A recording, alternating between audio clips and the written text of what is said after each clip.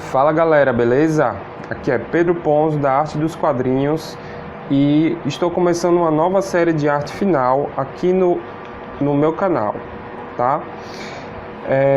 Essa página é da minha nova HQ, O Último Coronel, página 8.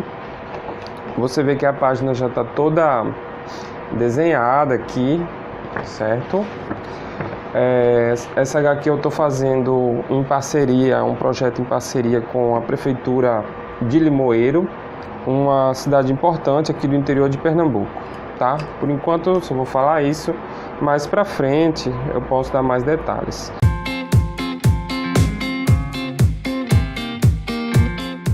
Para fazer a arte final dessa HQ, dessa página aqui, eu vou utilizar pincéis, tá? Nessa HQ eu não estou utilizando bico de pena, tá? Então esses dois pincéis aqui você vê são Ceramic, pincel número 2 e pincel número 4. São dois pincéis dessa marca aqui muito boa, tá? Pincéis sintéticos, certo? Que fazem muito bem o trabalho, mandam muito bem. E aqui são pincéis, esse é Ceramic também, mas ele é um pincel tradicional, tá vendo? Pincel orgânico. Esse aqui da Tigre, número 0. Os dois são número 0, tá? É porque esse aqui é mais novo. E esse aqui já é o meu pincel mais antigo, ele já perdeu algumas cerdas. O lado bom é que, deixa eu ver se ele focaliza aqui, isso. O lado bom é que ele fica mais fino ainda, mais preciso, mas carrega muito pouca tinta, né? Esse é o problema. Vou ajustar o foco aqui para baixo, pronto. Eu não estou usando bico de pena, porque esse papel é meio problemático, tá? A combinação papel-nanquim é meio problemática aqui. Aí para substituir os bicos de pena eu estou usando essas canetas de nanquim descartável, certo? Tem aqui 01, 02, 03 e 04, que é mais do que o suficiente para você conseguir fazer as suas necessidades de linha, tá? Eu estou usando o pincel para fazer o valor linear, vou demonstrar para vocês.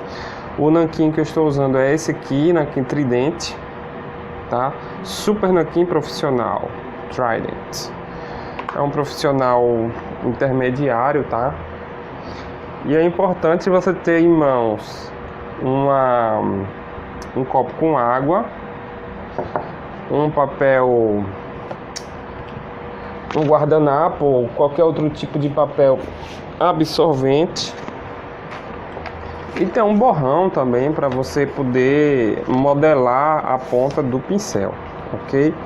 Então eu coloquei a câmera bem perto aqui, tá? Bem próximo, para vocês poderem ver com todos os detalhes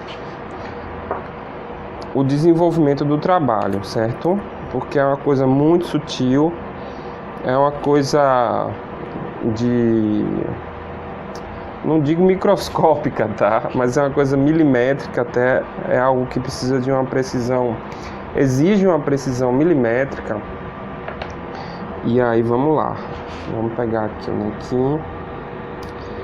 Esse meu nanquim já tá acabando. Ele já tá grosso. O nanquim, quando ele vai acabando, ele vai ficando um pouco mais grosso, tá?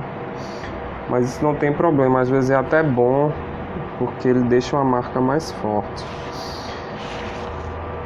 Aí assim, eu vou começar marcando aqui as áreas de preto.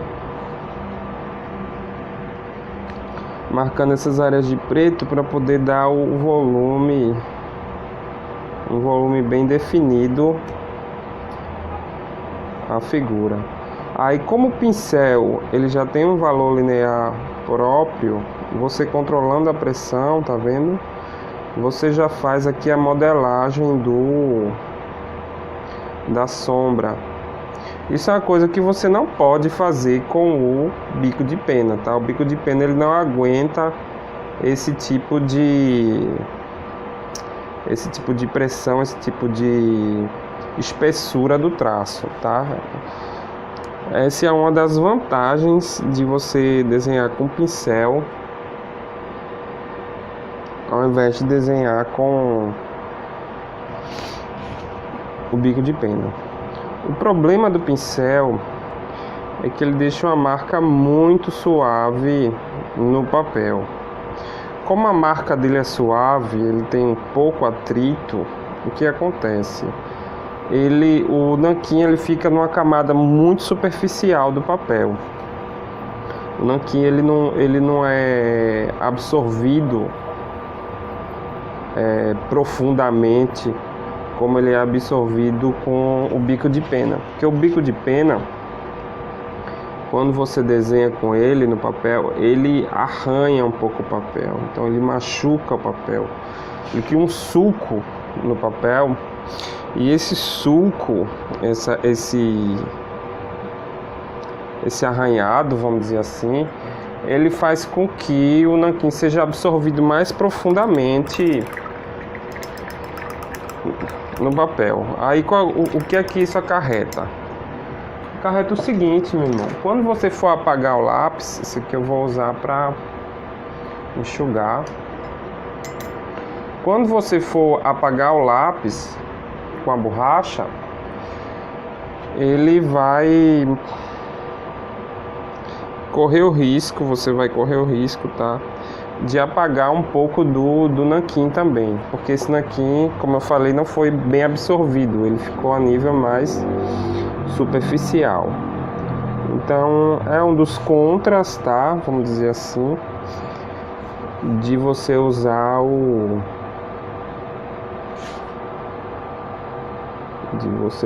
pincel. Bom, vamos fazer aqui a linha. Depois eu vou fazer essas linhas do vestido dessa moça aqui. Mas por enquanto eu vou modelando assim. Então tem coisas que não dá para fazer muito bem com o pincel e outras que dá, tá? Por isso é interessante você estudar e experimentar tanto o pincel quanto o bico de pena e ver qual que você se dá melhor, qual é o que, né? Então, vamos lá. Aqui, ó, eu tô começando a entrar numa área mais intrincada, numa área mais delicada. Isso aqui, ó, eu posso até usar a caneta para marcar. Quando você tiver alguma coisa que você vai ter que realmente cobrir, por exemplo, eu vou ter que pintar essa jaqueta de preto, então não faz diferença se o traço vai ser com o pincel ou se o traço vai ser com a caneta. Aí quando não fizer muita diferença, você pode usar aqui, ó. E é claro, você pode fazer esse contorno mais claro, mais escuro também, certo? Ó, aqui você vai tudo modelar com preto, então não vai fazer muita diferença se essa linha ela vai ser feita com pincel ou com a caneta, tá? Não precisa ter esse preciosismo todo, não. É interessante você aproveitar a qualidade que tem, né? A virtude que tem um material artístico assim mais clássico, como um pincel e tal, essa versatilidade. Mas também é interessante você saber o momento em que você não precisa usar, tá? Você não ser escravo, vamos dizer assim, não ter que se submeter a estar sempre usando um certo material por purismo, sabe? Não, porque o verdadeiro tem que estar sempre, não. Isso é uma coisa que você usa para lhe ajudar. Se for lhe atrapalhar, é melhor não usar, né?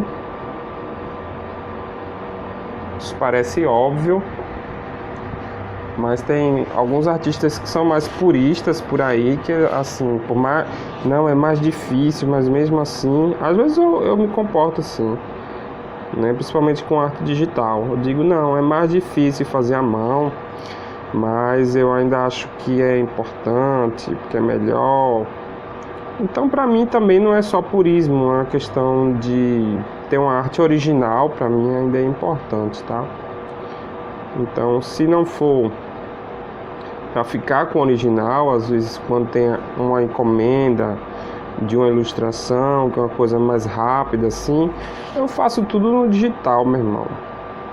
Já que não vai ter original, ou seja, que o original ele não vai ser útil para mim no sentido artístico, né? Que foi só um trampo, só um job assim que eu tive que fazer.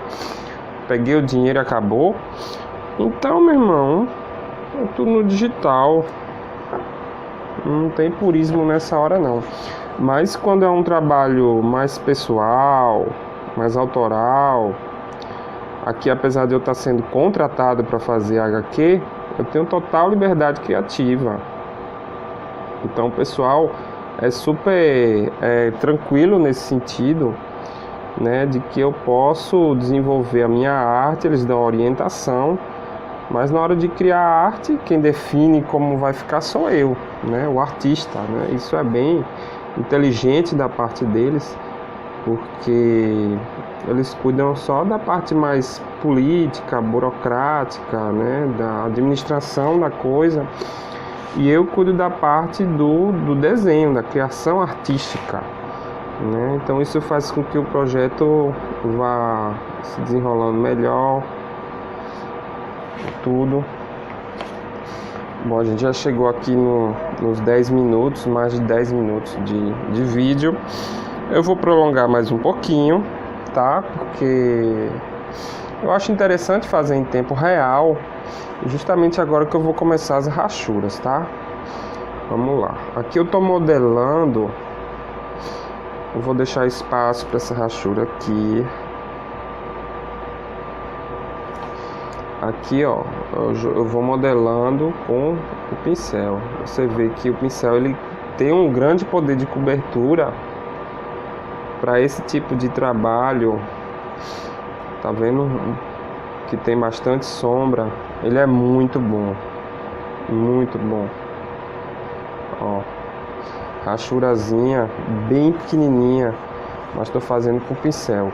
Eu podia estar criando a rachura com a caneta. Às vezes é até melhor quando é muito pequena, porque ó, praticamente não dá para ver a diferença de o valor linear da rachura. Aqui vou marcar a camisa dele.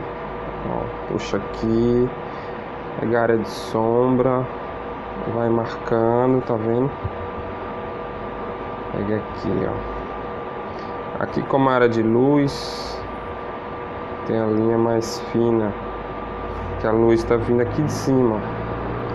Mas mesmo assim, como ele é o personagem no primeiro plano da imagem, que tá na frente da imagem, então não pode ser muito fina, porque ele tem que se destacar do fundo, tá? Então vamos desenvolver mais um pouquinho aqui, sem pressa. Deixa eu ver aqui. Depois eu vou fazer essa garrafa. O pincel tá muito cheio. Aí qualquer coisinha ele pode deixar um traço muito grosso.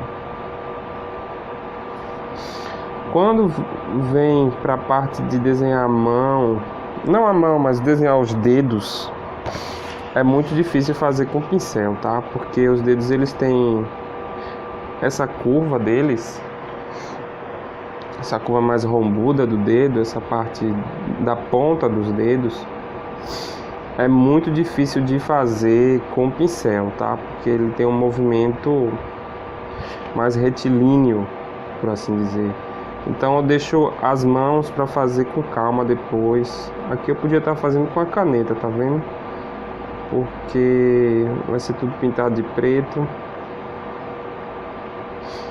Eu tô puxando, eu já mencionei isso em outros vídeos, tá? Eu tô puxando esse equilíbrio de luz e sombra, esse balanço de luz e sombra. Eu tô puxando muito do Tex, dos quadrinhos italianos da Bonelli, tá? Então estou fazendo um estudo, tá? Estou usando como referência os quadrinhos da Bonelli para poder encontrar soluções de representação gráfica de luz e sombra. Aí tá vendo essa parte da camisa dele? Super tranquilo de fazer com pincel, num gesto. Isso aqui tá resolvido, tá vendo? Num gesto você faz a modelagem da luz e da sombra. E aí, ó, vai desenvolvendo o trabalho, fica bem bonito, tá? Eu gosto muito desse tipo de marcação de luz e sombra, de área de preto. Minha professora Beth Gouveia, uma das minhas professoras lá da Faculdade de Artes, aqui da UFPE, né, aqui de Recife, ela dizia o seguinte, que o artista, para alcançar a maturidade, o artista visual, ele precisava desenvolver uma técnica de luz e sombra, uma técnica de luz e sombra não, perdão, uma técnica de preto e branco. Então ele tinha que desenvolver, tinha que experimentar e tinha que, sabe, consolidar uma experiência de representação em preto e branco para poder ser um bom pintor, vamos dizer assim. Eu acho que ela dizia isso querendo, não que eu ache isso verdade, tá? Eu acho que não necessariamente, mas é interessante essa visão porque quando você desenvolve um trabalho em preto e branco, o que acontece? Você tem que fazer um trabalho muito cuidadoso de distribuição de tons. Então aqui eu estou trabalhando com nanquim, estou trabalhando com a área de preto mais chapada, mas isso poderia ser feito com tons de cinza também, sabe? Quando você trabalha os tons de cinza, você desenvolve bem essa questão da tonalidade. E a tonalidade ela é mais importante na percepção visual do que o cromatismo, né? Do que a percepção de cores. Então a percepção ela é, antes de mais nada, tonal, certo? E depois é que de forma secundária que são processadas as cores, tá? Por isso é importante o artista ele estudar, desenvolver uma técnica de representação gráfica em tons de cinza, tá? Em preto e branco é um termo meio impreciso, né? Mas em tons de cinza é realmente importante desenvolver.